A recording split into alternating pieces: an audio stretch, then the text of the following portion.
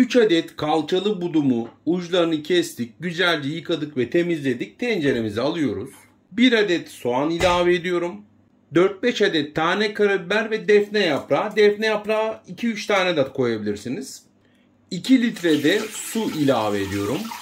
Tuzunu ilave ediyorum. Fokurdayana kadar yüksek ateşte pişireceğim. Fokurdadıktan sonra da kısık ateşe alacağım. 20 dakika geçti. Fokurdadı. Şimdi ocağımın altını kısacağım. Kısık ateşte pişirmeye devam edeceğim. Kısık ateşte de 1 saat geçti. Bakın tavuk yağını çok güzel bir şekilde bıraktı. Çok güzel bir şekilde pişmiş. Artık ocağımı kapatacağım. Tavuklarımı didikleyeceğim. 3 su bardağı baldo pirinci kullanacağım. Ilık suda yıkayacağım güzelce. Su kesinlikle çok sıcak olmasın. Mutlaka ılık olsun. Bakın nişastasını hemen bırakmaya başladı. Eğer bu nişastasından ayırmazsanız tane tane olmaz pirinç pilavınız. O yüzden bu işlem çok önemli. Su dupduru olana kadar bu işlemi tekrar edeceğim. En az 3-4 defa daha bu sürer. Bu 4. yıkayışım, bakın çok az kaldı. Artık dupduru bu suyu elde edeceğim. Bir makarna süzgecine de aldım. Çünkü altında hiçbir su kalsın istemiyorum. Farklı bir süzgeciniz varsa onda da olur. Suyunu da iyice süzmemiz lazım. Pilav tenceremi aldım. Tereyağı ilave ediyorum. Biraz da sıvı yağ.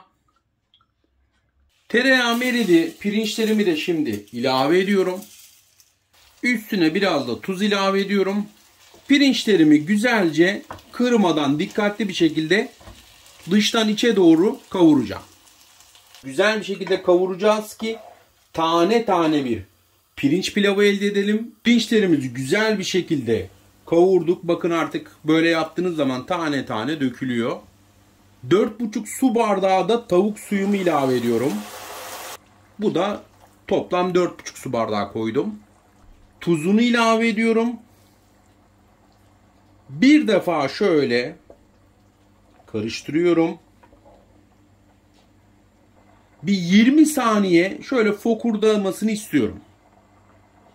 Şimdi ocağımı da kısık ateşe aldım. Kapağını da kapatıyorum. Kısık ateşinde, pilav ateşi dediğimiz kısık ateşte pişmeye bıraktık. Yaklaşık bir 18 dakika geçti. Şöyle bir boşluk bıraktım. Herhangi bir su kalmamış, pilavımız hazır. Bu aşamada sadece bir defa şöyle karıştırıyorum. Bakın tane tane oldu. Gördüğünüz gibi. Tavuklarımı da didiklemiştim.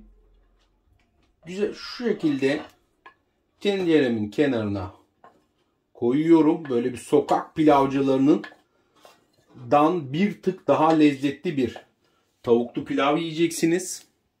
Haşlamış olduğum nohutlarımı da şöyle ilave ediyorum. Tavuk suyu da ilave ettim. Adeta bir üçlü de lezzet oldu. Muhteşem duruyor arkadaşlar. Üstüne de kağıt havlu koydum. Tenceremi de kapatıyorum. 15 dakikada bu şekilde demliyorum. Tavamızı açıyoruz artık. Şimdi bir de sunum da yapalım arkadaşlar. Önce tavuklarımı şöyle alıyorum. Bol kepçe davranıyoruz. Nohut da koyalım şöyle. Şimdi pilavımızı da hemen üzerine koyuyorum. Bakın pilavımızı görüyorsunuz arkadaşlar. Tane tane. Bir de tabağımıza da alıyorum. Tavuklu pilavımız da bakın sokak pilavcılarından bir tık çok daha güzel ve lezzetli oldu. Tavuklarımız, nohutlarımız, tane tane tavuk sulu pilavımız her şeyiyle mükemmel. Yapımı kolay, lezzeti büyük ki bibersiz de olmaz. Şöyle bir de tadına da bakalım. Bismillahirrahmanirrahim. Var ya efsane olmuş. Mükemmel. Daha önce tavuklu pilav yemedim diyeceksiniz. Bu kadar da iddialıyım. Zaten görüntü her şeyi belli ediyor.